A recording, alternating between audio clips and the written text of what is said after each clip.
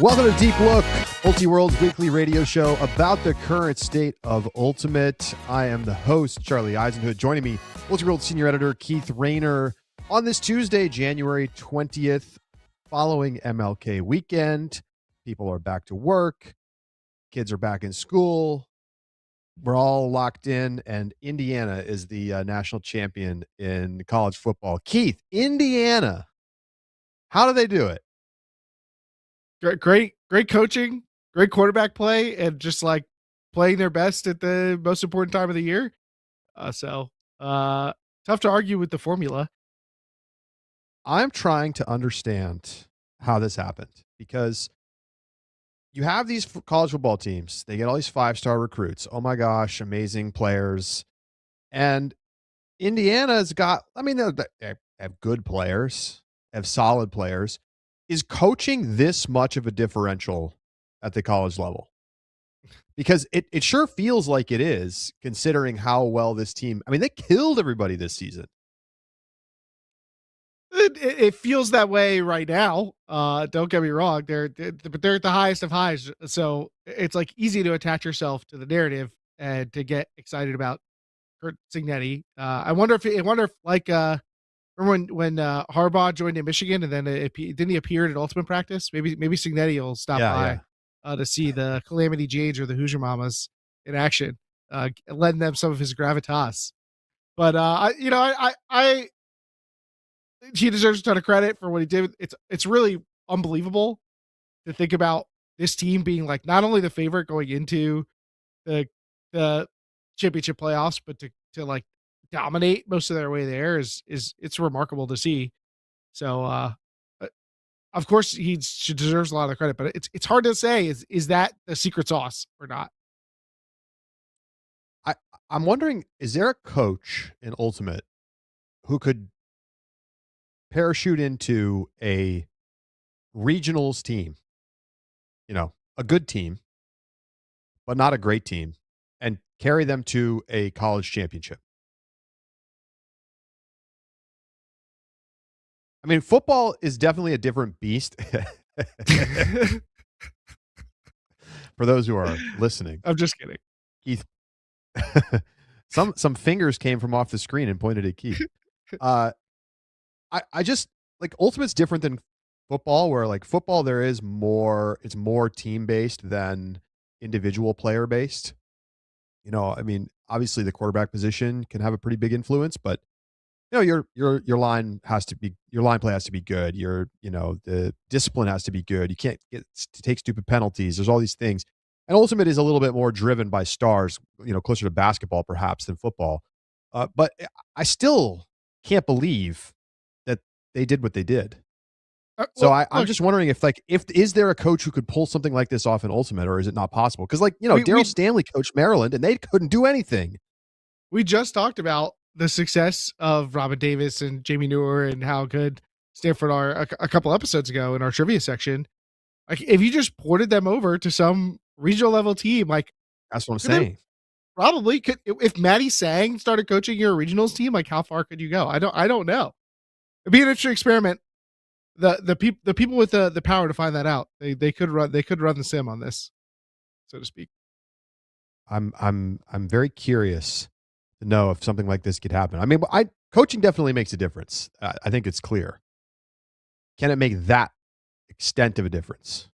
Well, we'll be talking about some great coaches today as we go through the first look at the 2026 college season. It is time for college preview. We are just a few days away from the Santa Barbara Invite, the first live streaming of the college season. And SBI this year is just nasty. I feel like every year, especially, when the West Coast is in an uptrend as they have been, these tournaments out West look a little bit stronger, and man, SBI is crazy this year. Keith, let's just take a quick overview look at the season to come. But before we do that, it's time for our trivia question of the week.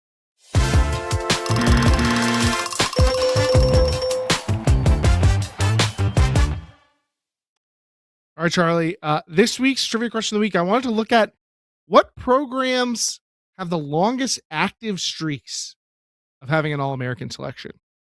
So I looked in each division, D1 and D3, to find the programs that had the longest active streak. There is a program above all others right now that across all divisions has the longest streak. We may have had some streaks broken last season. But Charlie, what do you think? Who's got the longest active All-American streak among programs in all of College Ultimate? This is specific to divisions. Yeah, but there is one above. If do you get the big Kahuna, the one holding all the cards right now? That's got the longest streak overall.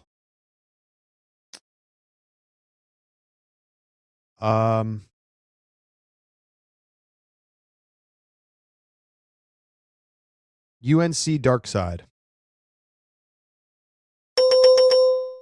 Oh, let's go. That is our winner.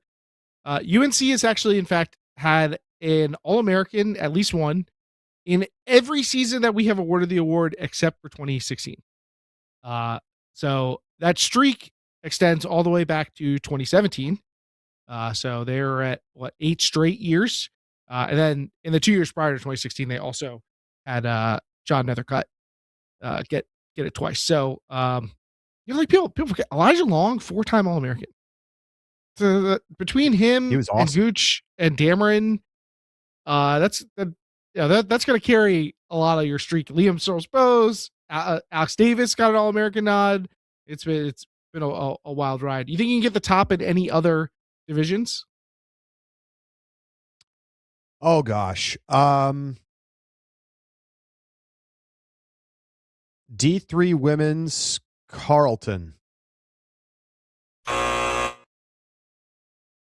Close. Carleton second longest active second longest streak. They had 5 straight seasons. I'm gonna go D3 men's Middlebury. They've had great players for a while. Okay. Yep. All right. Middlebury gets it. They have 6 straight seasons with an All-American. D1 women's. And I'm not counting 2020 for the record. 2020 is non-factor for D3. D1 women's. I'm going to go Oregon Fugue. Damn. It's not Oregon. You could have gotten any of 3 teams. There are 3 teams tied with 4 straight seasons of All-Americans. Probably Pleiades. Pleiades, not an active streak. They had the longest active streak until last season. Right. That's right. I should have known that.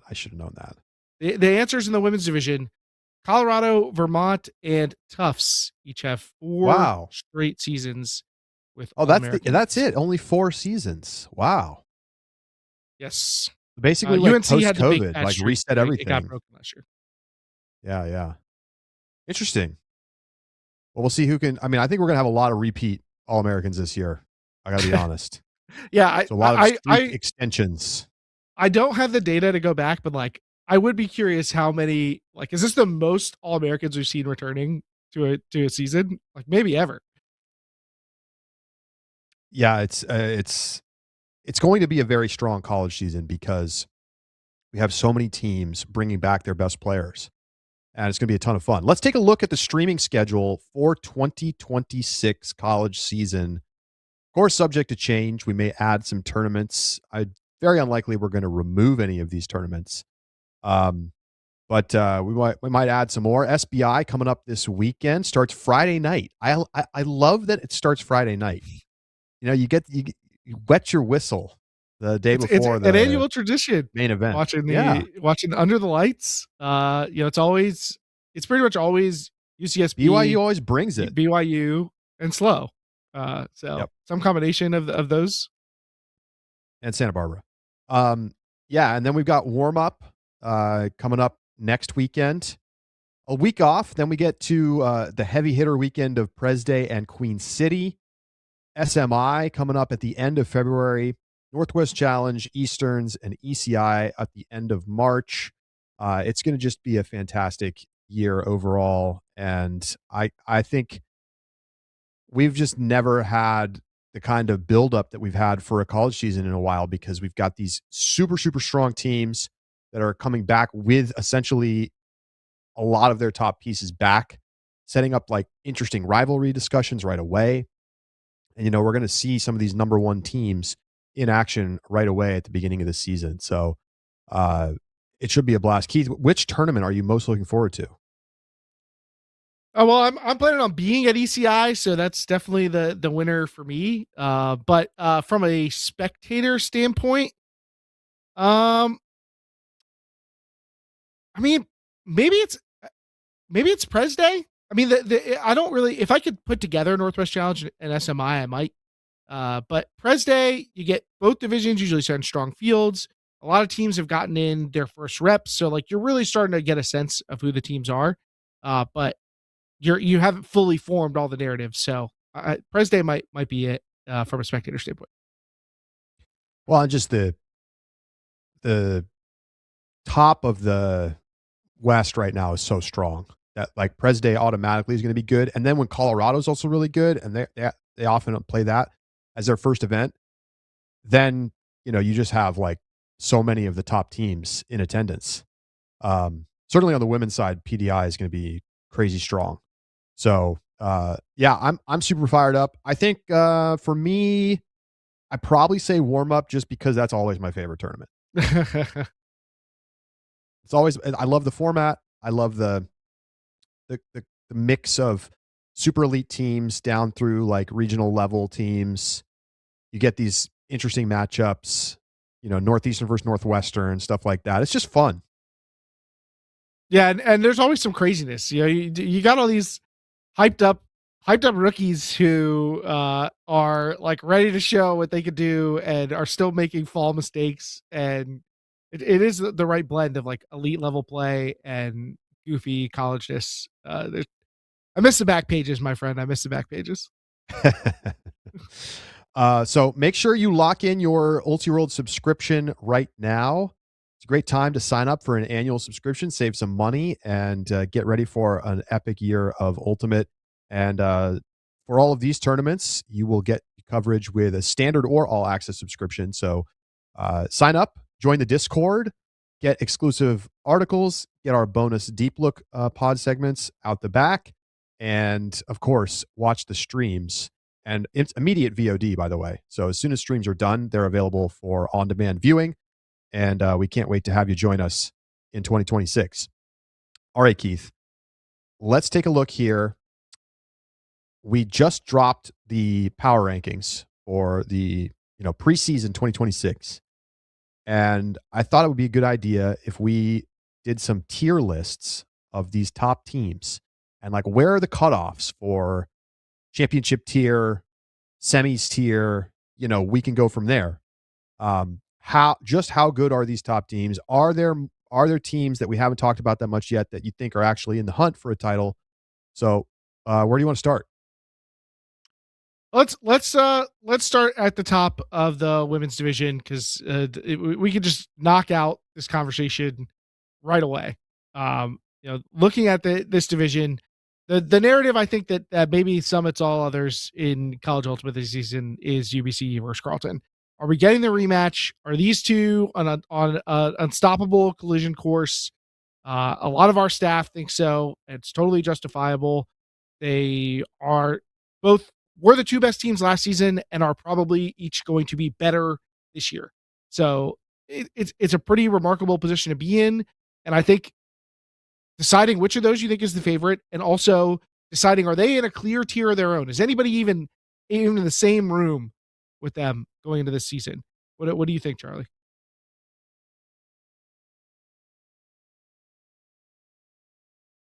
You're muted, Charlie. Sure, I am. As much as I want to talk myself into this Washington team or this Oregon team, I can't in good conscience say that they are at that top tier. I just can't.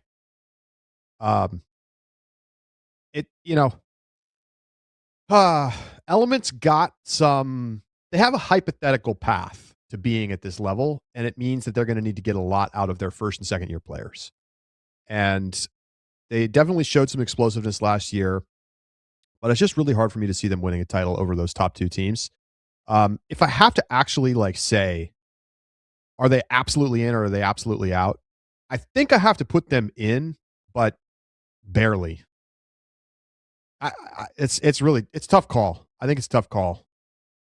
So you would put I Washington think they in tier 1. hypothetically can get there. Yeah, they're like tier 1.5 to me. I almost think I might say like UBC's in tier and Carlton are in tier 1, Washington's in tier 2, and then I gotta go to tier 3 to find like if that's how I have to slice it, that might be where I'm at. Uh, I like Vermont, Tufts, Colorado, Oregon. I think all those teams are going to be really strong this year. Uh, Great semis contenders, but they feel like they might be a step behind Washington, and Washington might be a step behind UBC and Carleton. Yeah, that's fair.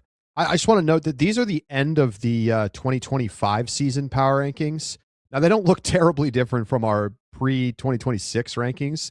But Oregon right now, number 4 in our preseason rankings, Stanford, number 5. So just noting that, we'll see if we can get the art updated as we go here. We have the rankings up on the website, and there's write-ups for all the teams. But we haven't put The rankings page is not official updated. rankings page updated yet, which clearly we need to get that done today. So, Yeah, I'll take care of that at the show. but Oregon and Stanford are definitely not in the conversation for me. With UBC and Carleton or with Washington? Are you With UBC and formally Carleton. putting Washington in your tier 1? I'm Is that where formally you're at? putting Washington in tier Okay. 1. So you got so I'm giving clear them the tier benefit break, of and the I'm with doubt. you there. There's definitely no other team I'm considering it to be in tier 1. So Oregon, Stanford, I mentioned a couple other clubs that I think look really strong this year. Colorado, who we just found out today. We'll talk about this more in our SBI preview. But on the Colorado roster this year, Clill Phillips, Emma Williamson are both back. They were not on their Oh my original roster gosh. announcement. Does that push this team up the power rankings? I mean, I think they should be number 5, if not number 4, going into the season with that new Hang information. on a second. Hang on a second. Where are you getting this information? They're on their Is Clear SBI roster. Well, could they be as coaches? I mean, I don't think so because they're not. There's no other coaches listed there. They're not listed as coaches in the. I mean, I have heard from the team that they're playing. So Wow. they do also have an Emma Williams, not to be confused with Emma Williamson. Surely that won't create any problems. I know Emma Williamson had eligibility left. I don't. I'm the machinations of how Clill Phillips has eligibility left. I'm sure it's possible. I think maybe she took a gap year. But yeah, Clill Phillips is listed on the roster playing Yeah. at this tournament. I mean, that's kind of a big deal. Like that's got to Yes, move them huge. up like a couple spots in the power rankings. Like when we did I these preseason power rankings, we did not know this. Yeah, this is new. I honestly would put them at 4. I think that's fair.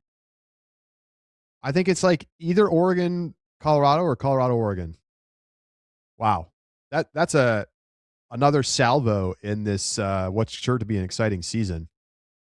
Man, I know fantastic.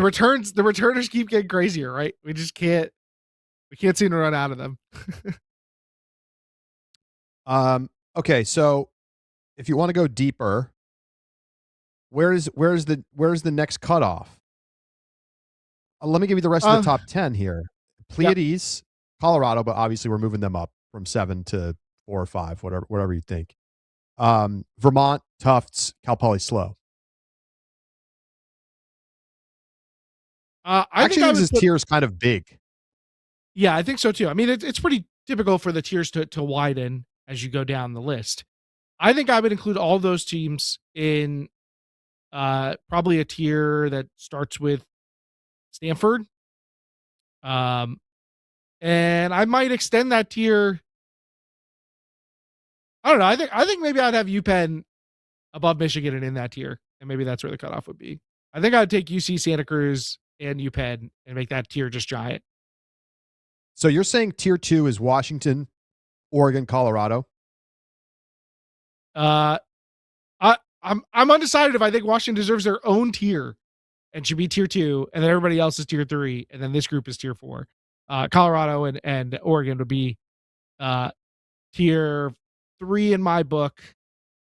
I'm higher on Tufts than everybody else. I think I would put them in tier 3. So, and then tier 4 would be Stanford, Vermont, UNC, Your UC your Santa tiers are Cruz, too slow. your tiers are too small. You can't have one team tier unless they're like Why? S If tier I think crazy. if I think that they're clearly separate from Yeah, the tier above and I don't below, know. like, I think so be it. tier 1, UBC Carleton, Washington. Tier 2, Colorado, Oregon. I think that's it, actually. And then I go to tier 3, which is Stanford, uh, Pleiades, Vermont, Tufts, Slow. And that's where it cuts off for me. And then I go down to the next, group of 5 to 6 teams. Okay. That's all fair. That's all fair. Anybody outside of the top 15 that you like to make the move up that you think could be, in that tier 3 or tier 4?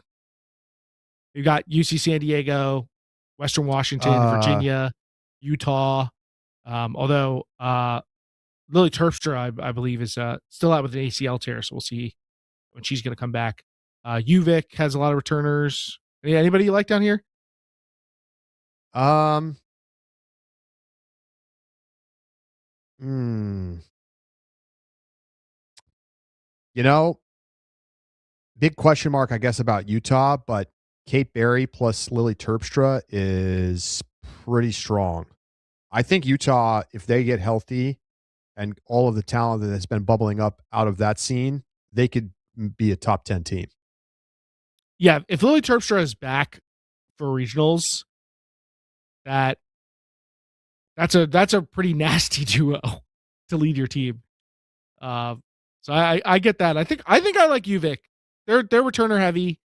I think I like UVic, but maybe I'm sleeping on Western Washington. Speaking of Northwest, I don't know. Are they going to bump up against the bid limit somehow? I don't know. I don't know. This The region's bid good, limit is real for the Northwest, right? pretty much. That's crazy. Southwest and Northwest could see the bid cap cut them off.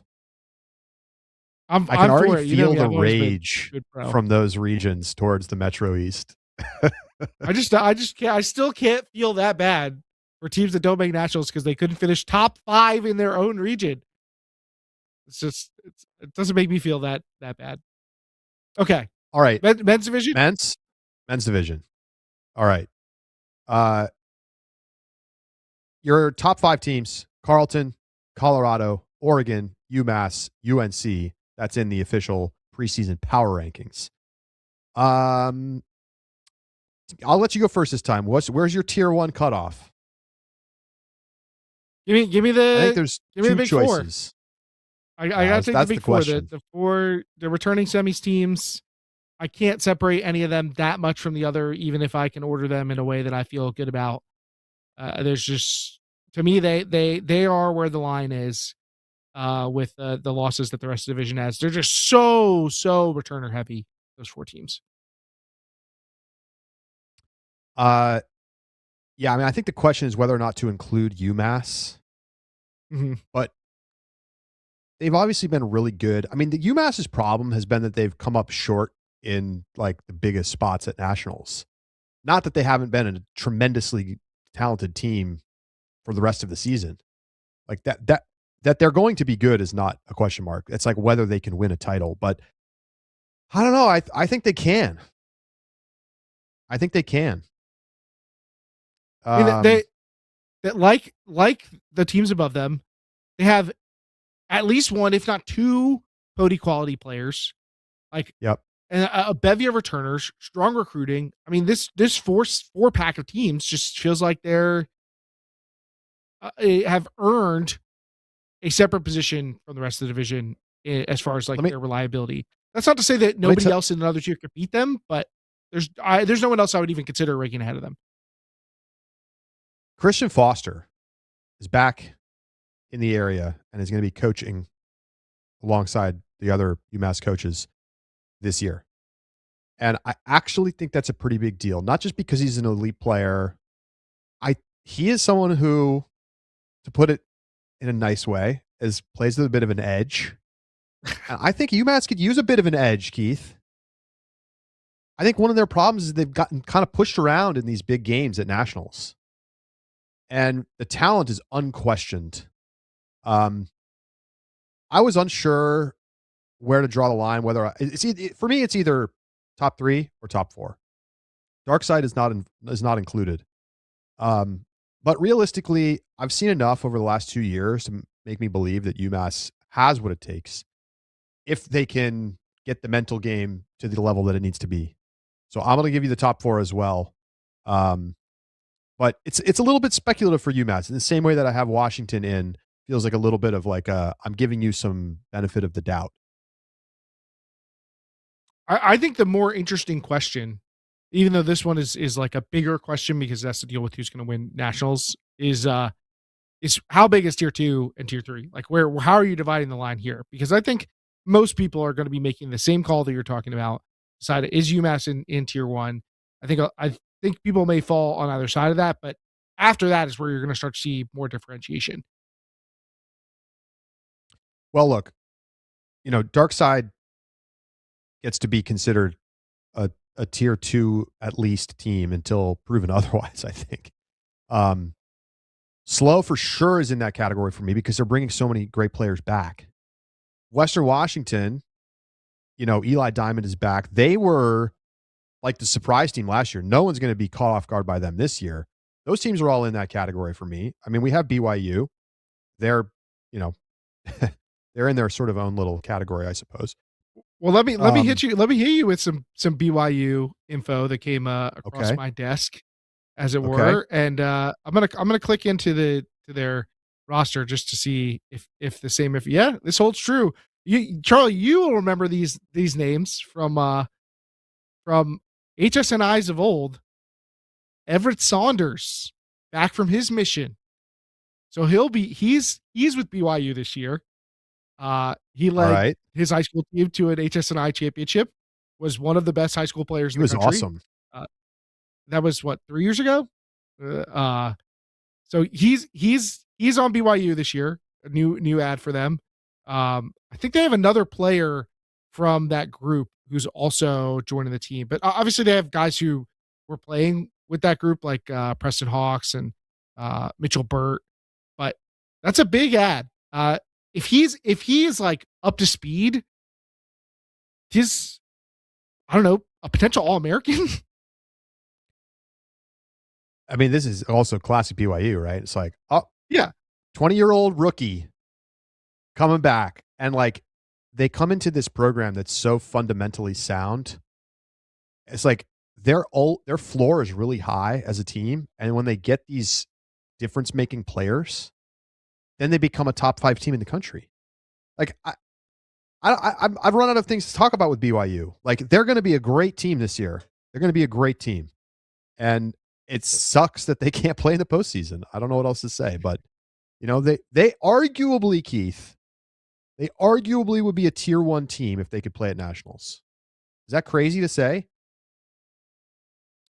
I could see it. I would by no means pick that right now. They're gonna have to prove it, but I can fast forward to a world in which they're like in that top 5.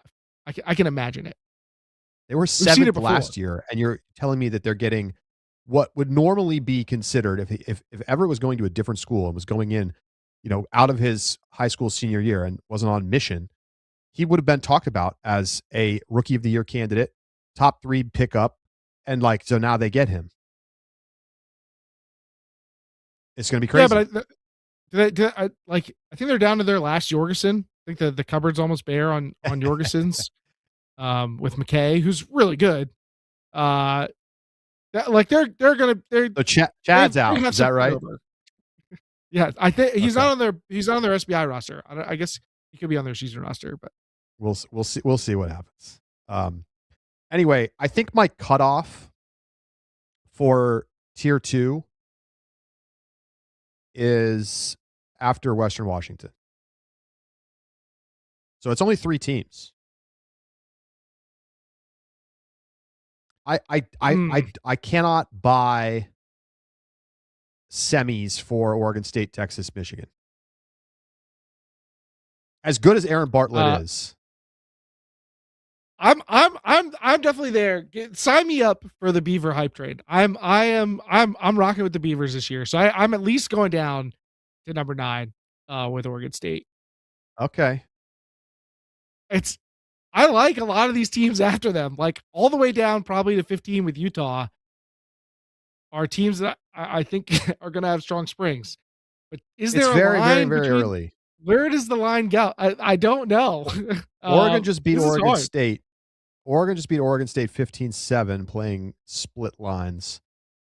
You know, Yeah, I'm Oregon not State also taking any probably stock right now. not going 100% there with their line calling. So I'm not going to overreact, but still, that's a lot, and that's with no Micah Glass and a couple other players out for Oregon. Texas is very talented, but so are a lot of teams behind them. I think I'm going to draw the line after Oregon State. I think that's where I'll land it. Okay, okay. I would technically include BYU in my tier 2, by the way. Yes, I will also be taking them in tier 2 with the So Everett you're adding Oregon State. Okay, for me, the next tier is Texas, Michigan, Slugs, Penn State, Georgia Tech, and that's the cutoff. I will also take Utah. I'm going all the way down to the top 15. And then do I think that they're like a clear step above your Pitts, your UBCs, your Browns, Vermont? Yeah, I do. Okay. I'm gonna cut off my next tier at 15, I think. Okay. What after that? Is it the rest of the top 25? Nah, Um, gotta slice. How did the UNC Wilmington make this top 25? How many times does this team have I to mean, be fair. It's so 25. promising and then never do anything? Well, Stuart Kelly was one of the best players, if not the best player, on a club nationals team this year. So, like this group, we've been waiting for Belis and Kelly and company to kind of take UNC Wilmington forward, and they haven't done that yet. I'm But waiting. if there I'm was still ever a waiting. year, this is it, right? And a They're lot going to of be the best they've waiting. been. They finished Well, 13th at regionals last year. 13th. 13th. EMF says UNC Wilmington is the new Maryland in the top 25. I would put Maryland in that spot. give me Maryland. Give me Isaac Lee and Keith Miles is just Groban. wants to go back to the well. I mean, it's going to be some ACT, right? It's going to be them or South Carolina. It's going to be somebody, right? Could the AC like go out there and get 3 bids this year? Never. They beat themselves up too much. That's too much. I agree. They're always inconsistent. Some of those teams, those challenger teams that we're talking about, always take some stupid losses. And I am going to be skeptical that Wilmington and NC State and South Carolina and Maryland are going to be immune to that effect again. And they're going to beat each other up. You know, you can there's like 3 or 4 other teams in that region good enough to beat those teams. When you look at your William and Mary's and whatnot, Virginia, like those teams are going to take away points from each other and redistribute them across the region. And then also at some point lose to Michigan State or something like that, you know? Yeah. For the record, I here's a team, argued that Wilmington should not be ranked over Maryland and some of the other teams. Here's a team that I'm looking at as like potentially having a kind of an up year. UVic. Yes. Max Petituzzo. Yes, Charlie. That kid's a beast. I think they could, you know, I'm not saying they're going to make it semis or anything, but like they could be a bracket team at nationals. But first they got to make nationals. They finished 6th at regionals last year. But I like the foundation for them to have a really good season. Personally, I would rank them like maybe 3 spots higher in our power rankings if it were just me. And they would definitely make my next tier above some of the other teams in the top 25. I don't know what to do with Cal. I don't know what to do with Dexter List. It's hard. Cal. Let's be honest. It's really, really hard to know how to handicap Cal because Clyburn was a big deal. I think my estimate is that they're good, but don't make nationals. Like they're not going to fall all the way off. They're just going to take an obvious step back. It's hard. It's hard to lose a player of that caliber. Carter Langford's gonna go crazy this year. Um, I think he's gonna be a problem for people to stop. But you know, But like, would you be shocked if UVic beat Cal in pool play at SBI? no, no, I think I'd put UVic above Cal. I'm not gonna be shocked by anything that happens in January, but I would put UVic above Cal in my power rankings. Are they gonna be able to keep the reins on Rich Wong this year without Dexter Clyburn? Oh gosh, I don't know about that. I mean, hopefully lessons learned last year, right? Yeah, yeah. Growth and maturity. Uh, It's that time in your life cycle, you know? yeah, yeah. Um, but yeah, Cal with the zone that they run, they're always going to be in games, and they've got some good players, and they've had that experience playing at nationals, and that makes a big difference. That really helps develop teams into long-term winners. So, I'm looking at uh, our top 25 from last year just to give yeah, you a sense of like how do we end up? These are teams in the back end of our top 25 at the beginning of last season. okay, Brown, Georgia Tech, Northeastern, Utah, Utah Valley, and Ottawa. That's the 20 through 25, the end not of the crazy. men's division.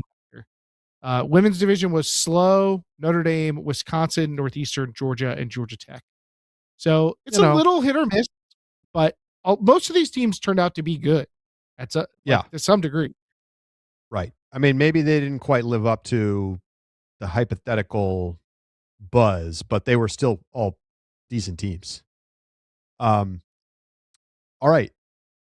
Should we before we go to break, I think we should talk a little bit about some potential player of the year candidates.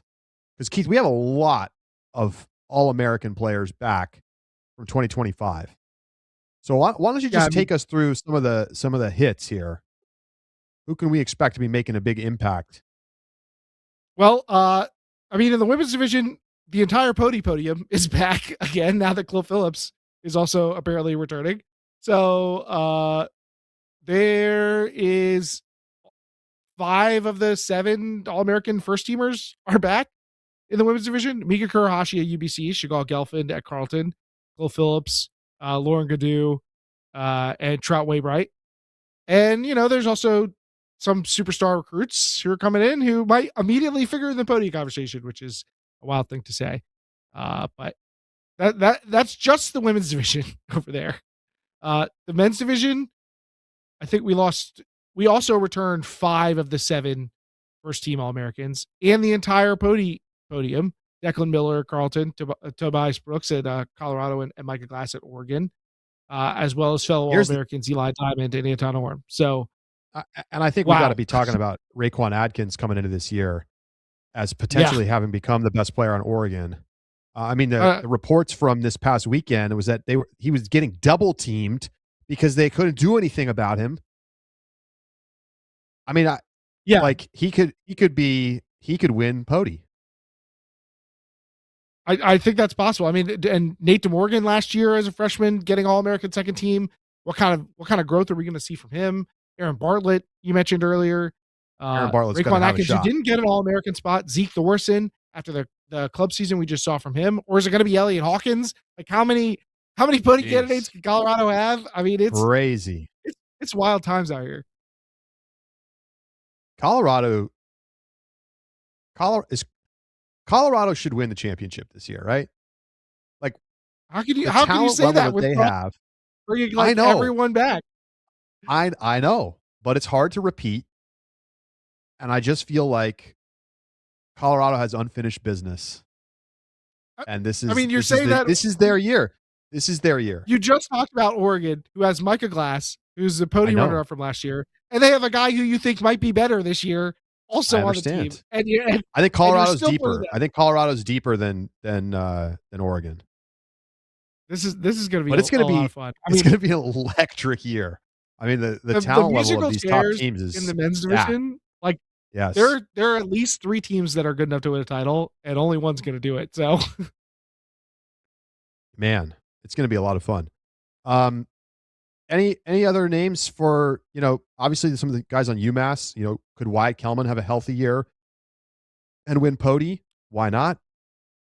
Could we see somebody from UNC make a run towards Pody? I don't think it's out of the question. Um, you know, Anton Orm could win Pody.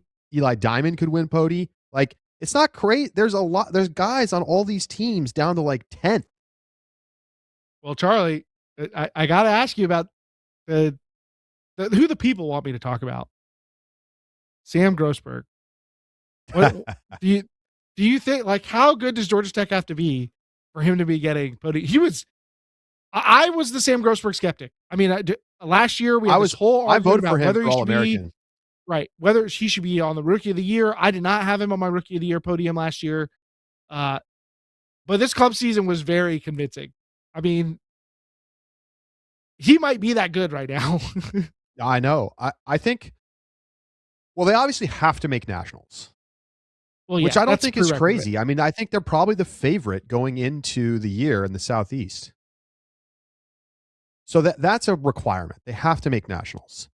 If they make nationals and he is, the best player on the field in their games, even if they lose games, as long as they like make pre-quarters, if he's clearly the best player, I could see him winning the Pody. Yes. It's a long shot though. He's going to be a sophomore, right? He was a rookie last year. Yes, that is correct. So it's very rare to see a sophomore win this award. Maybe Keith, you can find out for us at some point how many times a sophomore has won. It's maybe never. A player of the year? Yeah. Yeah. I would, if I had to guess, I'd say never. I don't know that that's ever happened. Jack maybe did it. Yeah, that was the first person that came to mind. Yeah, never mind. I take it back. Jack Verzu won it in 2017 after finishing runner-up for Rookie of the Year in 2016. So I stand corrected. But has it ever happened in men's? John Stubbs 2016, Ben Sadok 2017, Gooch, Matt Hecht, Jordan Kerr, like these are all like juniors, seniors, fifth years. Hayden Austin Nab, Liam Searles Bose, Henry Ing, Jacques Nissen, Declan Miller. I mean, Declan was a junior, but that's like, I don't think we've ever had anybody younger than junior. JR finished in third on the podium in his sophomore season. I think that's the best showing that we've seen. All right. It should be fun though. I mean, I think Grossberg's probably a favorite to make an All-American team. So if he's already in the All-American kind of like early season hype conversation, why not Pody? I mean, it's a crowded field to get that All-American spot when you think about all the players that we listed who are back this year. It is crazy. The snubs are going to be real. Yeah. Yeah. I don't think we'll ever have had a stronger feeling that we should have a third team, but the writers cannot be put in a position where they have to do all the write-ups for third team. All right. Well, let's take a quick break. When we come back, we're going to talk about the Santa Barbara Invite and get you ready for the opening salvo of the 2026 college season. Stay with us. It's Deep Look.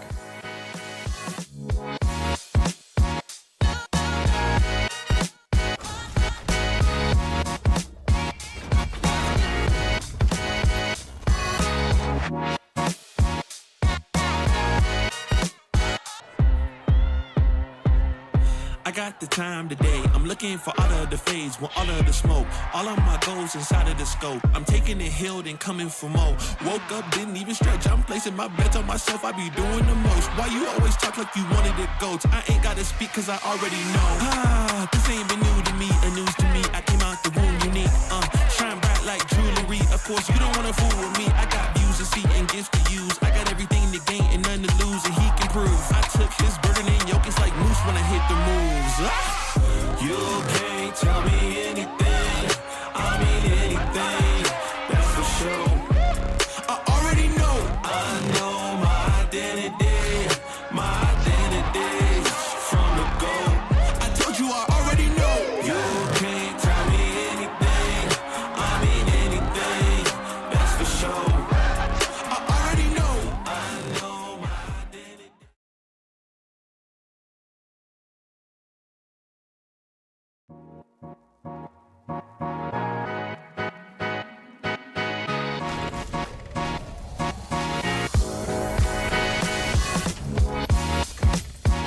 Welcome back to Deep Look.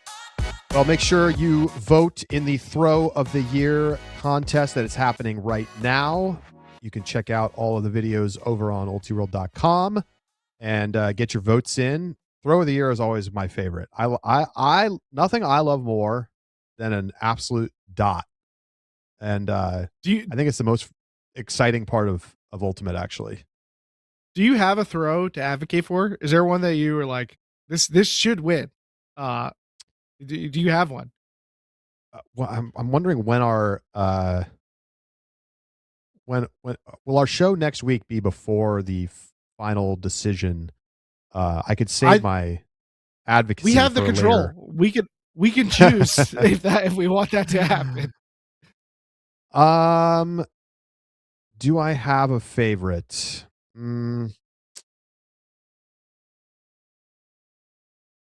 The Callahan Bosworth Scuba might be my favorite. I know that Edward Stevens, frequent guest, is partial to the Jolie Krebs IO forehand game winner. That is a beautiful throw. To me, it's that, and honestly, I cannot believe still that Cody Edelmeyer from Green Canyon threw that gigantic forehand huck from one end of the field to the other from a standstill. Absolutely stunning throw. There's no way he could replicate that, right? Like it was too good. It was unreasonable. It was crazy. But Emph in the chat says, I'm shocked that these Krebs and Piper throws have made it this far. Power position with no mark to an unguarded receiver. What are we doing here? There's something about the way that Jolie Krebs throws flick hucks that it looks really, really cool. And that's part of it for me. Remember that time when she hit the disc back to herself and everybody had no idea if that was even allowed? Like, can you do that? Good times. Jolie Krebs is treasure. Absolutely. All right. Well, let's dig into the before we get to Santa Barbara, Keith, I think you have a quick correction. Yes. I just want it for the record, as in the interest of preserving our journalistic integrity, Charlie. I have to correct myself from our Western Ultimate League preview last week. I said that Ava Hayes was not returning with the Utah Wild, and that is true in that Ava Hayes is not, but that human being is, just under the name Ava Bell. She got married. Congratulations, Ava, to you and your partner. But I got. I should have known. In fact, the thought crossed my mind, but that's my mistake. Let me, for the record, Ava Bell returning after a fantastic season with the Utah Wild last year. All right. Well, it's time to talk about some Santa Barbara invite. I want to start on the women's side because the men's pool is good. The women's tournament is incredible. So let's pull it up. Here are your pools. Your top seeds: UBC, number 1, defending a championship. Carleton, the runners-up in the 2 seed. Then you've got Colorado, Oregon, Stanford, Cal Poly, UC San Diego, UC Santa Barbara, rounding out the top 8. And as you go down, it's Santa Cruz, it's UVic, it's Davis. These teams are really good. We have teams all the way down to the bottom, including BYU and the 16 seed, that are going to be competitive, Keith. But obviously, we have the 5 of the top 6 teams in the country right there at the top in UBC, Carleton, Colorado, Oregon, and Stanford. Love seeing again that we're in this era of UBC coming out to the early season tournaments, because we get to see them right away. I mean, we might get the matchup from the jump, Charlie. We might get UBC Carleton on the third day of the season.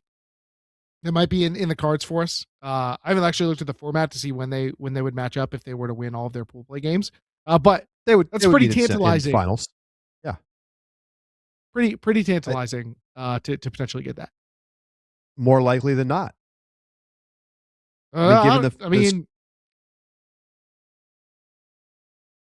You're asking for an Oregon or Stanford upset of UBC in semis, or Colorado upsetting Carleton. Obviously, it's possible. if it were going to happen, this is the time, right? I think we see these teams make an early statement, Keith, if I'm being honest, and roll through to the finals. And I bet we'll get a great game to kick off the year. I honestly would put my chips in on the same event, and we're basically jumping right to our picks. But it's hard not to be excited about what what these two teams could bring to the field together to get our first look at Chloe Akimi in the college ranks, along with Helen Burris, and what both teams have strong recruiting classes. But I'm equally intrigued to see what the rest of the field has to offer. Don't get me wrong. I mean, I really want to see the Clash of Titans, but especially with the news we found out about Colorado, I'm interested to see where these other teams are going to start aligning themselves so early in the season. Where do you think the Southwest pecking order shakes out after this weekend? I am very high on this slow team. I think it could take some time for them to put all the pieces together. But I do think Jaja Gelfin is going to be instant impact, and joining Nora Snyder is going to, add a lot to a team that does have some strong returners as well, in addition to Snyder. So I do expect slow to come out of the gates pretty strong, and it's not uncommon for Stanford to start slow. No pun intended.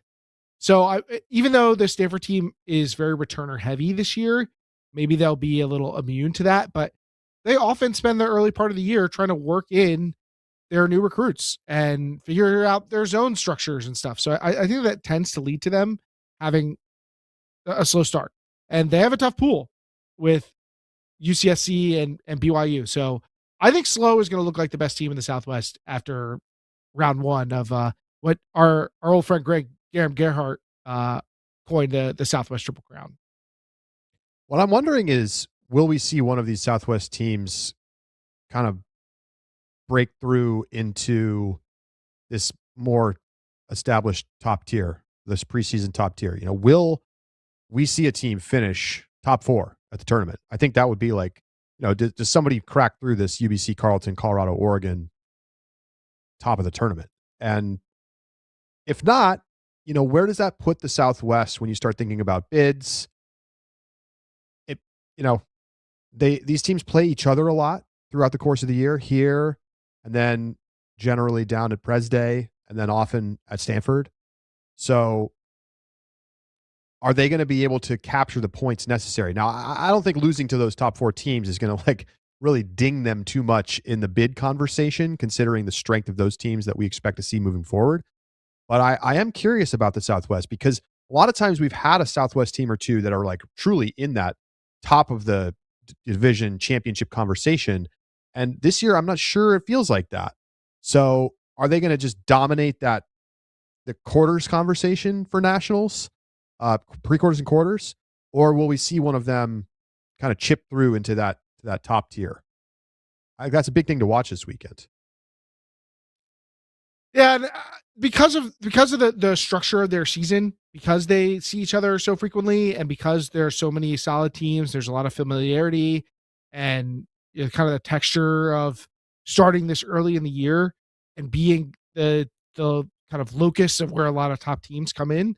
I do think that you're probably going to see I find it unlikely that one Southwest team is going to look like the clear heavy favorite and break into the top tier, because I do think they're going to tend to take away from each other. I think by the end of this thing, I like slow, I like UCSD, I like Stanford. I'm a little cooler on UCSB. I still think they'll be a nationals level team. Santa Cruz, I think they'll maybe I'd have in the 4th of that group, but it's hard for me to imagine that one of them, even as high as I am on slow, is going to look like that at regular season's close. Now, by the time we get through regionals, then you might start to see somebody who you're like, wow, this really could be a challenger. But up until that point, I think it's going to be hard for them to establish themselves. All right, I'm calling it now. Utah second in Pool A. I'm probably getting out over my skis a little bit here, but I'm in on Utah. I like that. I like that energy. I'm in on BYU on the other side. Well, With of course.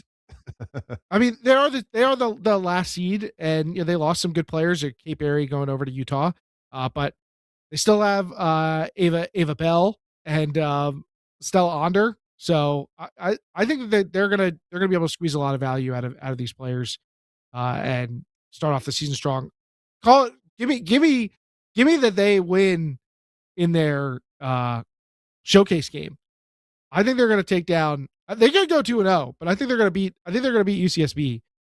Slow is going to be tougher, especially on the back end of a back to back. But right, BYU's definitely getting a win on Friday, and adding more on Saturday. They're not finishing last. Okay. All right, Keith. Well, let's get to it. Who make your picks? Finals winner. I mean, we already laid out UBC Carleton going to the final, and I'll take UBC to take the early season win over Carleton. I got Carleton. Fewer moving parts. I got Carleton.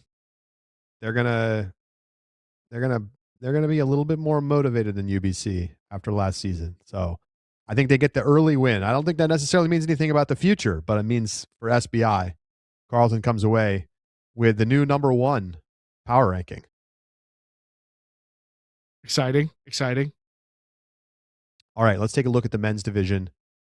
And the lineup over there,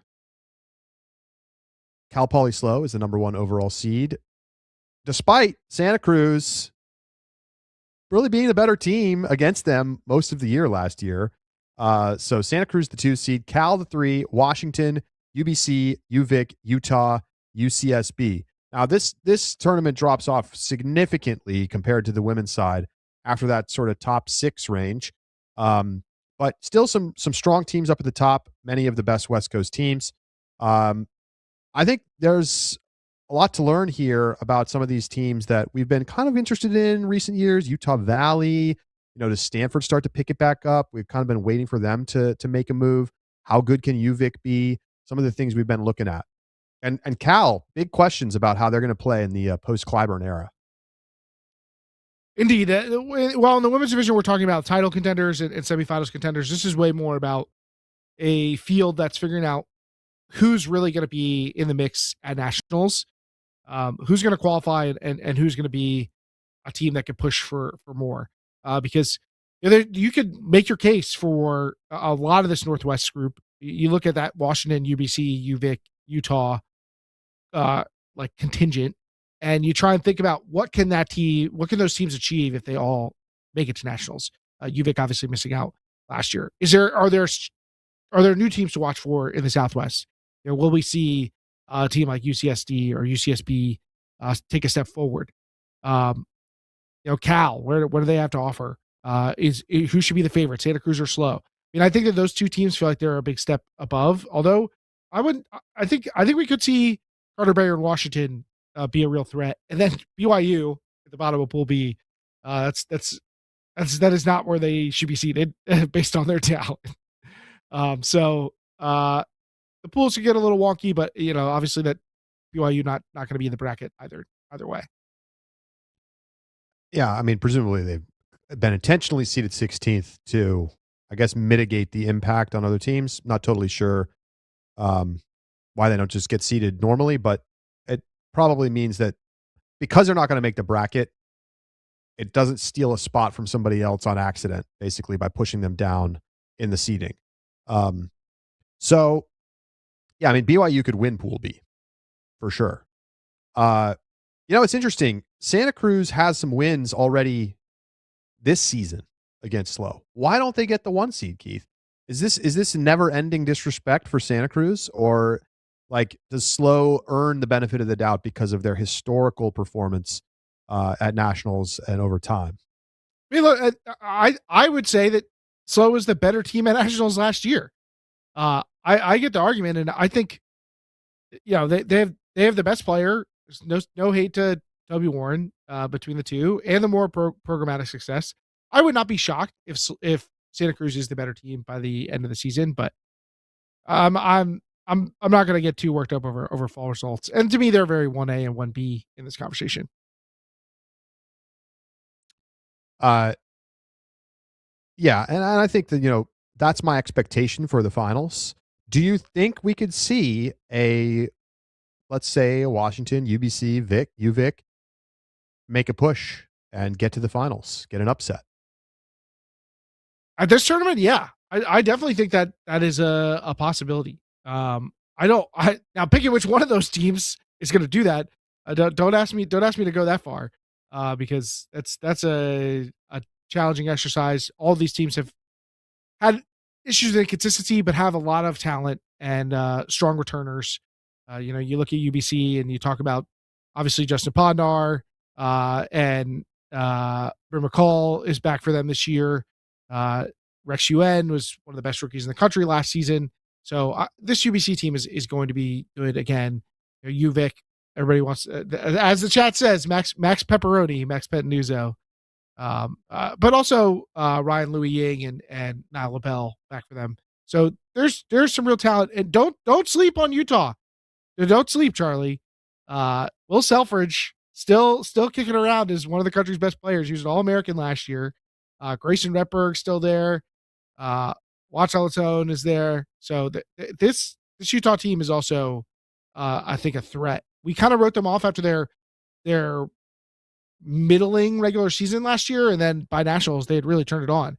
And they add Max DeLynn, formerly of Minnesota, this year. So Utah could be stock up after this. If they were the Northwest team that appeared, if they were the semifinalists, maybe a team that upset Santa Cruz or SLO to make the finals, like, that would not surprise me at all. Very, very fair. So let's see. Look, at the end of the day, Santa Cruz bringing back most of their top talent. They finished 11th at the power rankings last year. And they're just simply deeper than SLO. Like, I know that SLO has these great top tier players on their team. It's true. But Slugs have kind of been outplaying them for a year. I'm taking Santa Cruz to win this tournament over SLO. I will take those two teams.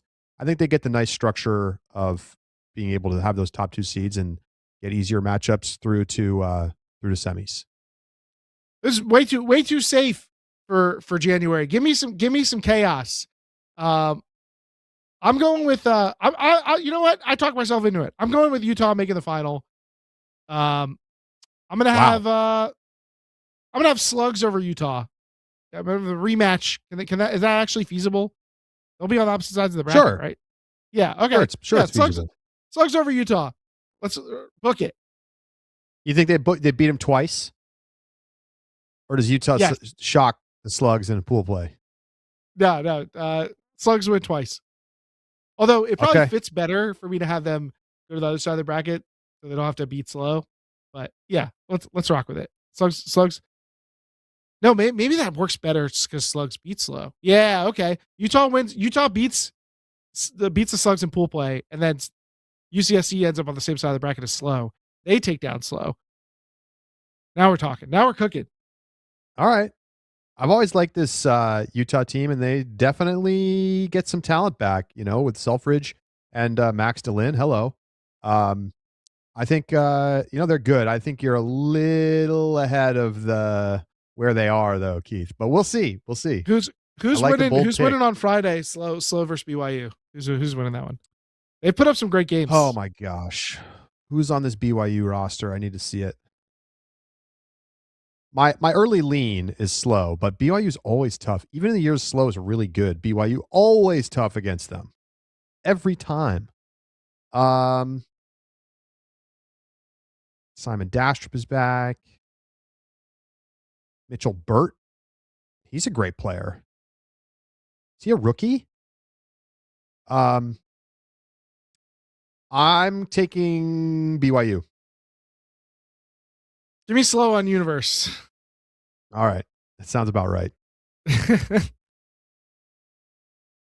All right. Let's get to our mailbag question of the week before we wrap up. And remember, folks, you can watch the Santa Barbara Invite live on Ultiworld. We're streaming 2 games around, and the full schedule will be out very soon, hopefully by the end of the day. And all you have to do is sign up for an Ultiworld standard or all access subscription. Just go to ultiworld.com/subscribe. You can join the Discord. You'll get this Deep Look sub bonus, all of our exclusive articles for subscribers, and of course, the live streams and the video on demand. And hey, teams, if you are a college captain or you're playing on a college team, make sure to consider a 2026 college team pack. You can get the best price available right now, and it gets your entire team and coaching staff streams, VOD, download access, a guaranteed filmed game if we're covering one of your tournaments this season, use of Ultiworld footage in your highlight reels and Callahan and Donovan reels, a spotlight post on our Instagram, tons of other stuff, and it's just one low price, about $15 a person for the whole season. So check it out. There's an article up on the website about it, and you can save until the discount ends mid-February, I think February 13th. So great chance to buy one now and lock in a streamed game at some point in the next couple of weeks. Keith, mailbag question of the week. What do we got? All right. This week's mailbag question of the week is perfect for you, Charlie. The odds maker. What are you given as the? Oh no, actually, you know what? I kind of want to do that. We have 2. We got 2. So I'm gonna double. Let's do them both. You know what? It's okay. You already teased it, so you might as well do it. What are your odds on all 4 championships in all 4 divisions going to Carleton? Wow. Okay, where are the Carleton teams ranked in D3 right now? All right. Important Carleton question. In D3. Let me get it. Let me get you that info. That is very relevant. They are in the women's division. They're 11th coming into the season, and in the men's division, they're in the top 5. Where are they? They are. Oh no, they're not. They're 2. They're number 2. Yeah. Okay, I was right. They're number 2 coming in D3 in men's, 11 in the women's division. I'm gonna go with.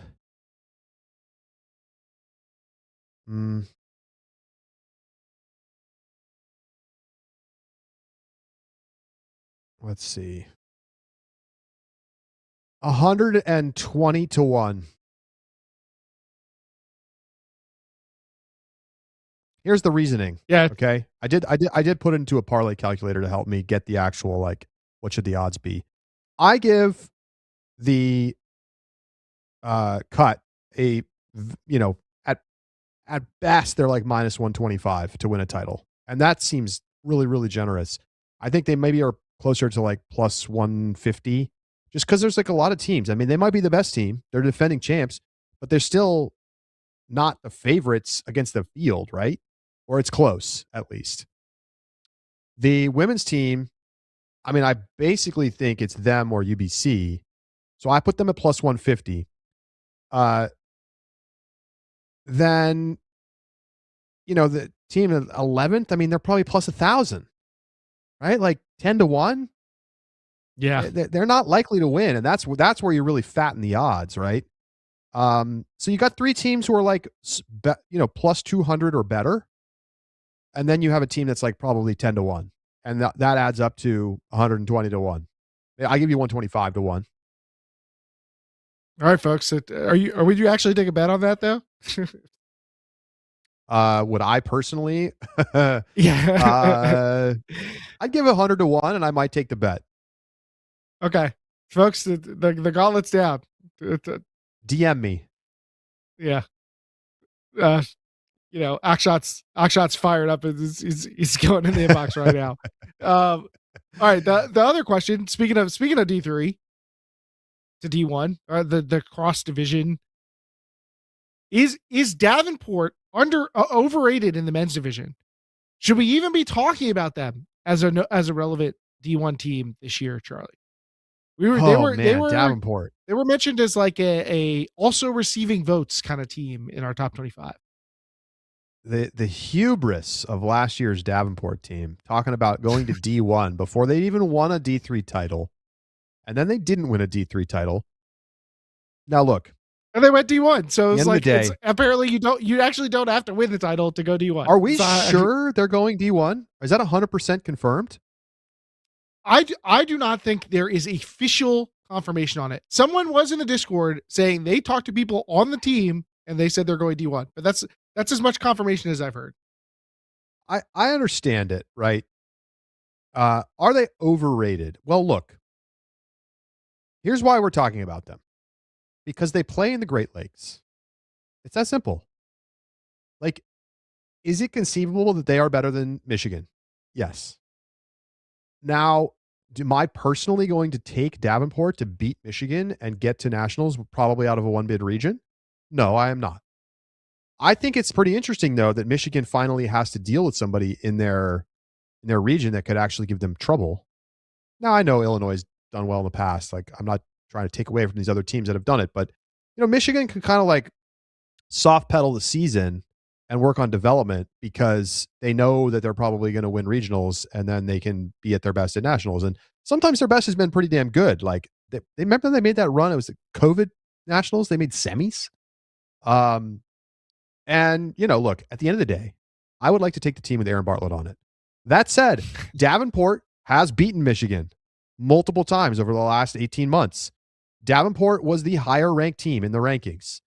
Davenport basically was the most talented D3 team, and they lost because they got out schemed and out coached, I thought. But they are good. They're quite good. I think, are they going to win the D1 title? No. But could they be at D1 Nationals? Yes, they could. If you put them in a different region, maybe we're not talking about them as much. Well, it depends on where if they were in the AC, I see no reason that they couldn't be at the same level as some of the teams we talked about as back end top 25 teams. I think that if you're gonna say that like a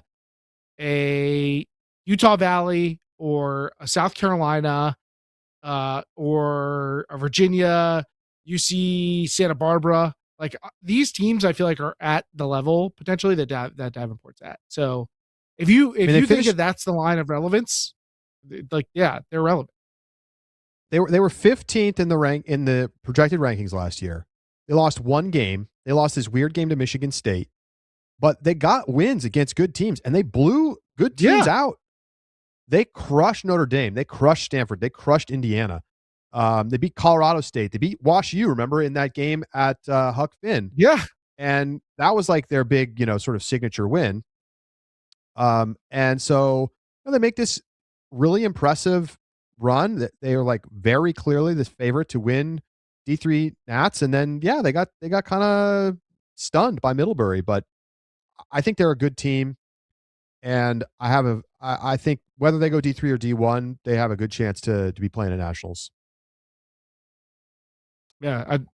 Now next time, ask us where should the number one teams in D3 be in the D20 in the D1 power rankings. Ask us that one next time because you might have some conversations about where Middlebury should be placed.